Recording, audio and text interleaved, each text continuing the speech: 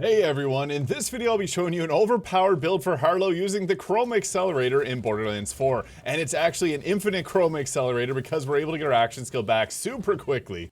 Now, the level 60 level cap increase actually impacted Harlowe's builds quite a bit. She got even crazier. Now, this is one of the most powerful builds in the game, and you can see there, we just melt bosses' health bars, and the best part is, again, we get our ordnance back, or we get our action skill back pretty much immediately, so we can just continually keep spamming it endlessly. And the best part is that it adds our action skill damage onto our gun's bullets, so we get infinite critical hits on top of that, which also gives us infinite ammo. This is due to the very powerful neutron capture adding action skill damage onto our gunshots after we activate it, but also the green skill tree adding in excited state after we deal action skill damage, which our gun turns into. The next attack is an automatic critical hit. This works with the nuclear winter and the green skill tree, but it also works with the Chroma Accelerator. And what's best about that is we can use critical funding to be able to get our gun magazine back and it'll replenish ammo. It's actually pretty sweet. It's not true infinite, just refills your ammunition, but we can also get bonus radiation damage on our critical hits. Since we're doing infinite crits, we're getting an insane amount of radiation damage, which is boosting up our gun damage, which is all funneling back into the neutron capture.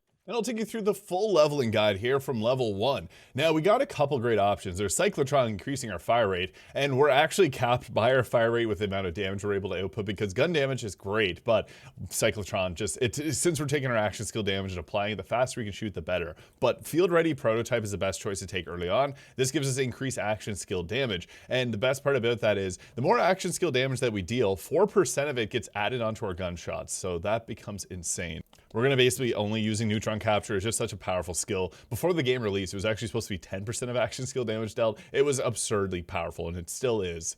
Now, at this point, we want to be able to grab the enriched here, so we're going to take 1 point of elementary and put the rest of it into the cyclotron here. So we're going to max it out of 5 stacks. Again, fire rate is kind of where we're getting a lot of our damage from, and this is great because then we can max out and take enriched, giving ourselves bonus increased radiation damage. Since we're doing so much radiation damage, we want those boosts. You could put some points in elementary. There is also the shield breaking elephant's foot, which is okay, but I think we'll just put the last point in elementary there. Now, we want to get the Demon Core Capstone here. This is going to be the best choice, and we actually have some really nice options here. So, Glow Up can give us critical hit chance against irradiated enemies. While you're leveling up, this is really nice because it's just going to boost up your critical hit damage, but as I mentioned, we can get crits easily from Excited State, so you don't even have to take that, and instead can take the Poison Sun, giving ourselves increased radiation damage and irradiation chance. Now, again, you can take Glow Up earlier on in the game, but once we're at higher levels, it's better to go with this. We're then going to take the Chain Reactor, which gives us bonus radiation damage to entangled enemies, which is incredible. Now, there is you could take points into Glow Up, but we can then throw 2 points into Fissile Launcher. This kind of sucks, but it will give you radiation darts that will attack enemies, and it has a cooldown of 2 seconds, which is why it kind of sucks, but it's a little bit of extra damage when this doesn't really impact us that much. We're then going to take Demon Core. Now, what this does is it's going to shoot off the radiation darts when it's flying out, so it can actually give it more damage, and that's what we want, because we want neutron capture to get as high as damage as possible. So whenever we entangle an enemy when our action skill is active, we'll also irradiate that enemy. And these radiation darts do 10,000 damage at level 60, which is pretty crazy because the Fissile Launcher doesn't really have that much damage comparatively.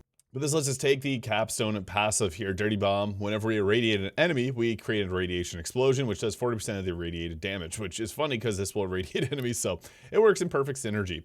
We're then going to go into the green skill tree. So there's options like giving yourselves increased shield capacity. If you like the Watch for Dinner, that can work well.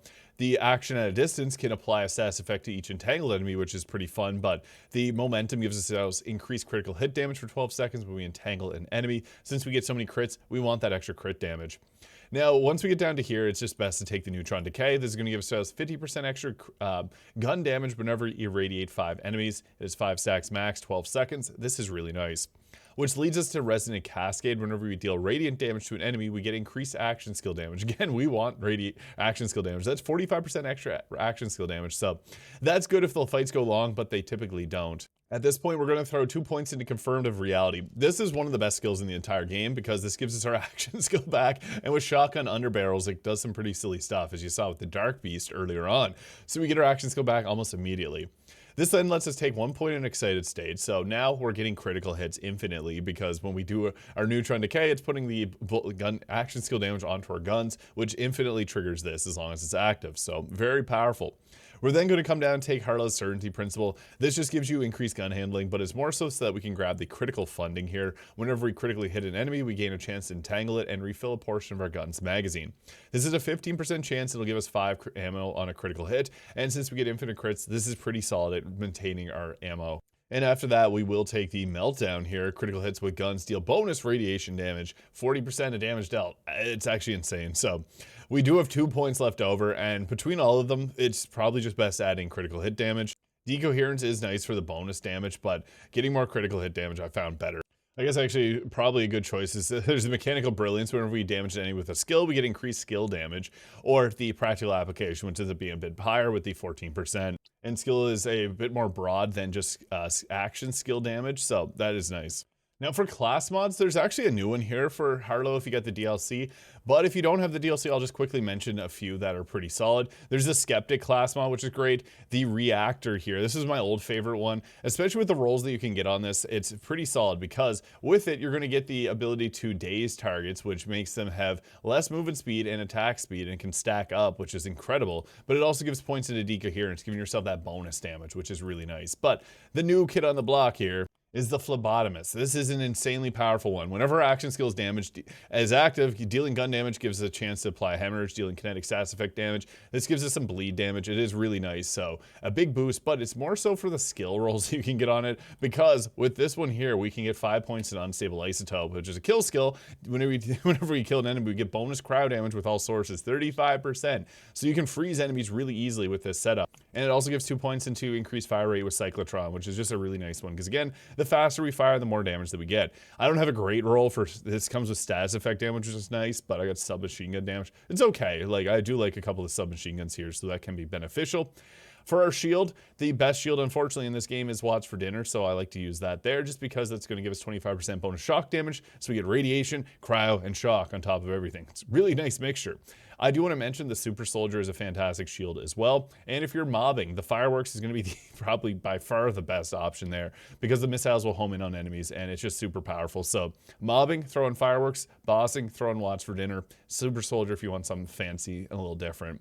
For our enhancement, though, there's a few great options between things like the Jacob's Bounce Pass. If you get the Quintain here, there's a few different names. As long as it's got the increased ricochets, that is a very solid roll. Gun magazine side actually kind of funny because that allow you to use some of the weapons and have a bit more leeway with the infinite ammo.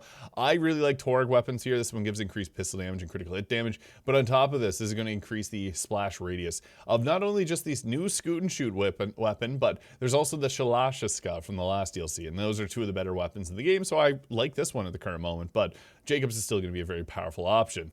Now for Ordnance, you could go with any of them really, because you could even throw like the bismuth tipped dagger here, which increases the damage the enemy takes. And this is a really good roll. I got the radiation version of it, which is nice because this is going to make the enemies take a lot more radiation dagger damage. So this can be a good choice if you didn't want to go with like the Heimdall. Both of these are really nice, and even the Heimdall does come with a variety of different rolls. You can even use the new Icar, but it's either Heimdall, this jockey, or the bismuth tipped dagger, which is new from the DLC.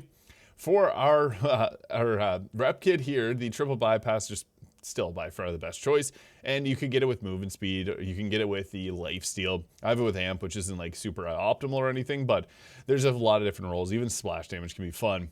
For our firmware though, high caliber, just one of the better options. Being able to shoot things and have them ricochet and also pierce is crazy, because there's certain guns that will give you 5 ricochets. If you pierce a bullet through a head and hit another head, that's 5 ricochets for 5 ricochets. It scales up to insane damage numbers. It also gives you increased damage. I would like to see like 3 high caliber, 2 Deadeye. It is annoying to do firmware, so I don't always end up doing it, but you'd even throw in Rubber Man, because the lifesteal that you would get is insane with the damage output that we have.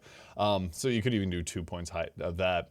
But this just gives us more survivability. Deadeye 2 is also a nice, good one. You could even go Deadeye 3 and 2 high caliber. Your choice there. For our weapons, there's a lot of really good ones. I'm going to first start off with the new DLC weapons. So things like the Scoot and Shoot are pretty solid because we can get infinite ammo, and the more that we shoot, it creates ghost guns that continually shoot at the enemy, and it's insane damage. There's also the new Flash Cyclone I showed off near the start. This is really fun because it has a chance to explode and spawn additional projectiles, which gives us even more damage. But it also comes with Jacob and Ripper, which is two of the better parts for this.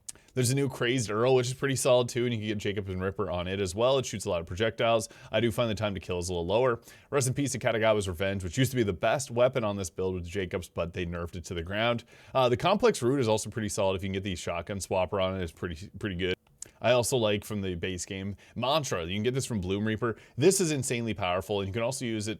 There's a lot of ways to use this, but it deals melee damage. So if you take a specialization that adds gun damage onto your melee damage, it's actually double dips on this weapon, and it becomes insane. We also have the Dark Beast. This is my favorite weapon with the shotgun loader. You can do some insane numbers. The shotgun will give you your action skill back pretty much immediately because it shoots at multiple projectiles, and it's a burst fire shotgun, so it's actually insane. This is one of my favorite weapons in the game. It's very underrated. There's also things like the Seventh Sense and even the Phantom Flame. If you have guns, you want to have them that shoot fast and have a large magazine. Basically, the more bullets we can put out, the better, because it's taking our action skill damage. So even things like the Falk are actually really solid because this is new from the DLC. So we'll show that off in the combat. But for specializations, as mentioned, if you're using the Mantra, take the bare arms there. We want to have everything that's going to increase our gun damage and action skill damage. So really, this gives you 50% gun damage increases. I Am a Gun will take half your gun damage increases and add it to action skill damage, which is insane because that's, again, it's getting added to our action skill, which is getting added back to our gun. It's literally like a loop. It's insane damage. I'd also recommend a Honed Mind, giving yourselves increased critical hit damage and a critical hit chance. Again, anything that's going to increase our action skills damage gives us a better chance of just nuking anything in our path. Now with Caffeine will allow us to get it back if we didn't have entangled enemies to shoot at. You don't even have to use that though. It's probably better to go with something like the Bullet Train there, or even Contamination to increase your status effect application chance, or the Compounding Afflictions, which every status effect increases the damage that they take. These can be pretty interesting, but even going with the Bullet Train gives you some extra damage. You know what this looks like in combat? We're always going to be starting off with our action skill there because that's where we get a majority of our damage. You activate it when it's close to the enemy there. Here's the Falker, which shoots a lot of projectiles here, and you can see it's actually doing some pretty crazy damage there. And we have the infinite ammo so we don't run out, which is just fantastic. So you can just keep spraying in the enemy's face. This gun's only good when it has the action skill up. I probably should have popped that. And I'll even go a step further and I'll throw a bunch of these bismuth tipped daggers here at the enemy, because with these we're actually going to get increased radiation damage against the target, which is nice because then we can go ahead blast him with that, and it's then going to give us, oh, he moved, so that didn't end up working out too well, but hey, it still ended up doing a crazy bit of damage there. And jeez, oh, he took him.